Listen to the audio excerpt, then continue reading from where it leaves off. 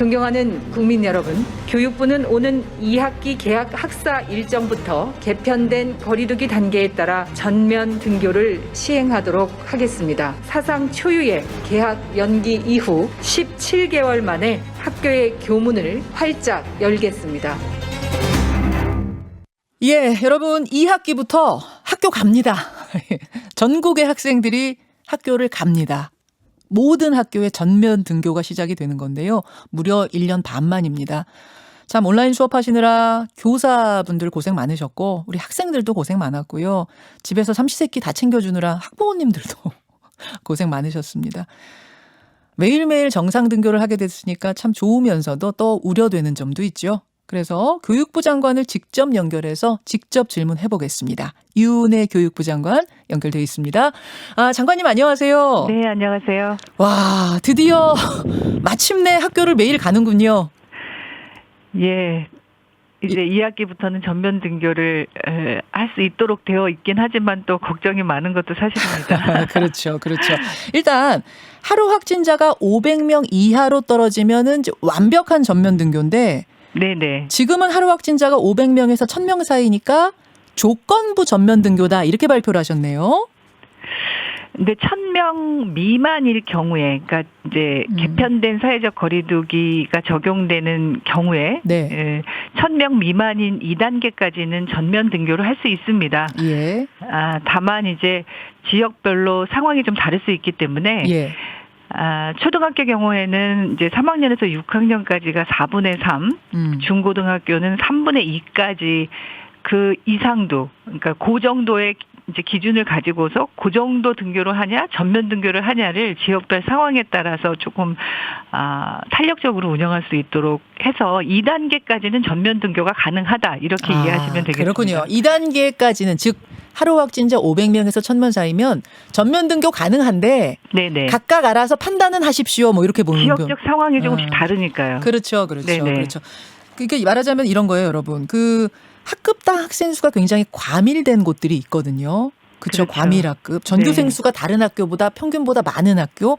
거리두기가 잘 확보되기 어려운 학교들은 그러면 전면 등교가 아닌 조정해서 갈 수도 있단 말씀이시군요. 네, 그렇습니다. 네. 알겠습니다. 그 기준을 어느 정도로 잡고 계세요? 그런데 지금도 이제 유치원, 초등학교 1, 2학년, 특수학교, 직업계, 고등학교 이런 이제 학교들이 밀집도에서 제외가 되고요. 네.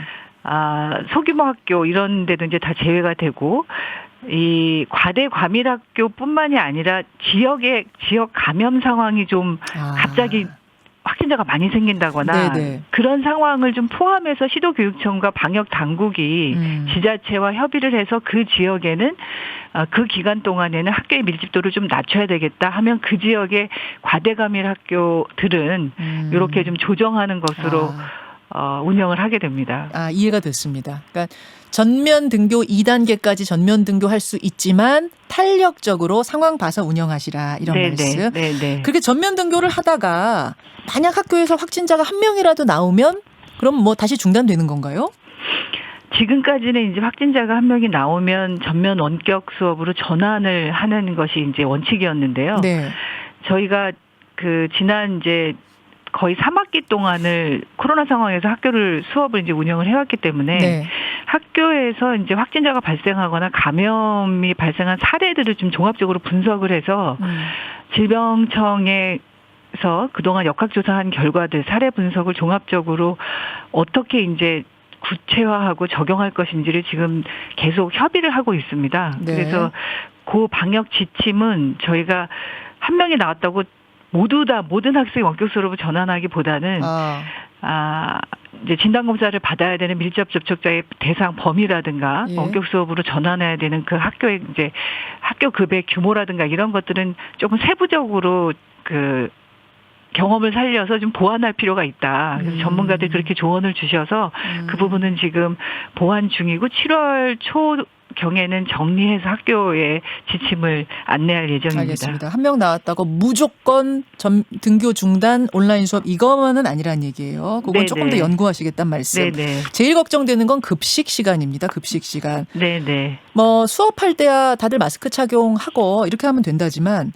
급식 시간에는 부득이하게 마스크를 다 벗어야 하는데 괜찮겠습니까? 그렇죠. 가장 이제 걱정을 많이 하는 게 현장에서도 급식입니다. 네. 그래서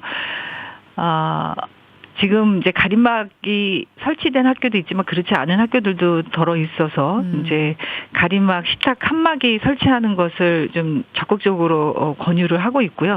급식실에 가림막 안 설치 안 한 데들도 꽤 있어요, 아직? 일부 있습니다. 왜냐하면 이제 거리두기가 가능하니까 이렇게 두 칸씩 띄어앉는 그런 학교들은 가림막을 설치하지 않은 곳도 있었거든요. 그래서 이제 전체적으로 이 칸막이를 설치하도록 하고 예. 칸막이를 설치하면 1단계는 이제 그 모든 자리에 이렇게 칸막이 설치한 데서 다 앉을 수 있지만 2단계 이상으로 가면은 칸막이를 설치했어도 한 자리씩 뛰어앉거나 하는, 그래서 급식실도 단계별로 어떻게 자리 배치를 해야 되는지를 저희가 좀 지침을 세부화해서 안내를 할 예정이고요. 그리고 무엇보다도 중요한 것은 이제 급식 지도에 선생님들도 인력이 굉장히 많이 필요합니다. 그래서 네. 저희가 전체적으로 방역 인력을 이제 2학기 때는 5만 명 이미 신청을 받아서 배치를 하도록 되어 있는데 여기에 추가로 신청을 받아서 추가로 수요 조사를 해서 학교마다 이제 또 다 다르기 때문에 급식실의 지원 인력들을 아이들이 한번 식사를 하고 나면 거기를 또 다 이렇게 소독을 해야 되고 막 이래가지고 그런 것들을 잘 할 수 있는 인력 지원들을 좀 더 충분히 배치를 할 계획입니다. 보니까 방역 인력을 2학기에 상당히 늘리겠다. 그래서 지금 예산도 확보를 하셨다고 들었어요. 네네. 급식실에 아이들 먹고 나면 소독하는 거라든지 또 어떤 일들이 더 보강이 되는 건가요?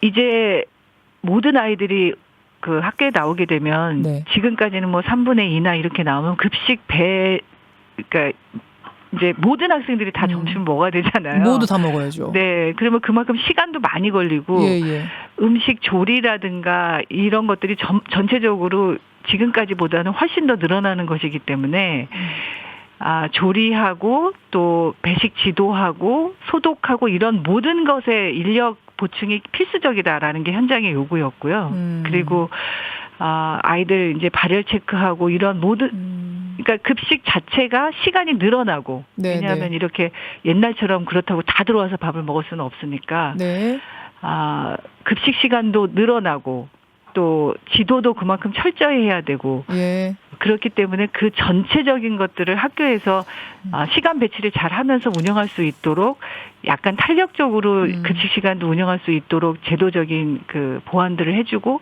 특별히 중요한 것은 인력 배치 요구였기 때문에 급식실에 대한 인력 배치는 우선적으로 할 계획입니다. 학교 들어갈 때 다 발열 체크하고 뭐 급식실 들어갈 때 또 체크하고 또 한 번 하고 그다음에 아이들 뭐 앉은 자리 다 저기 하교하고 나면 다 소독하고 뭐 이런 인력들이 필요한 거군요.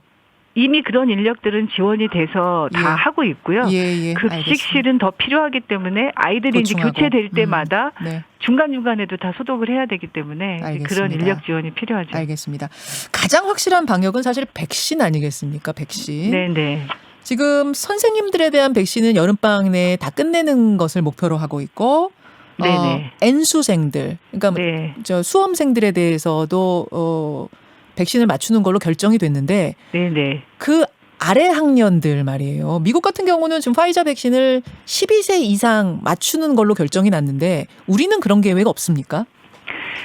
지금 이제 검토 중에 있습니다. 이제 연령대를 몇 살부터 맞출 수 있는지에 대한 이제 그 승인 신청이 들어가 있기 때문에 식약처에서 전체적으로 검토는 하고 있는데 저희도 16세에서 18세까지는 승인은 나와 있는데 이 학생들에 대한 접종이 이제 다른 나라의 사례들이라든가 그동안에 이제 학생 연령층에서 발생했던 확진자들의 그런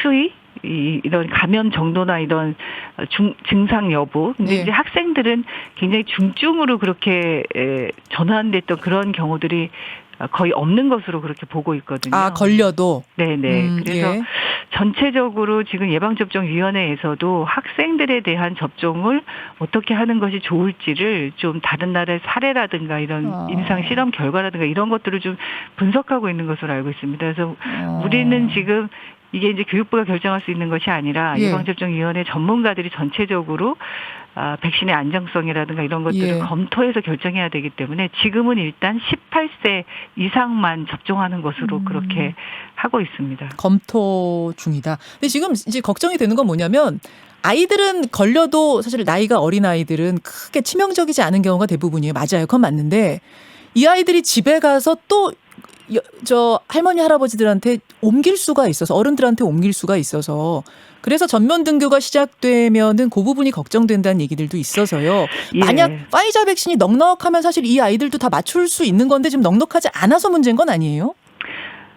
그런데 이제 9월까지는 지금 대상이 되는 전 국민 백신 1차 접종까지는 다 완료가 되는 것을 목표로 하고 있지 않습니까? 예. 학생들이 감염이 됐던 그동안의 경로를 보면은 가족에 의한 감염이 54% 정도 됐습니다. 그러니까 지금 어른들이 성인들이 교직원들 또 가족들 이런 분들이 다 백신 접종을 하게 되면 네. 오히려 학생들이 감염됐던 그 경로에서 감염 위험이 이제 좀 떨어지게 되고요.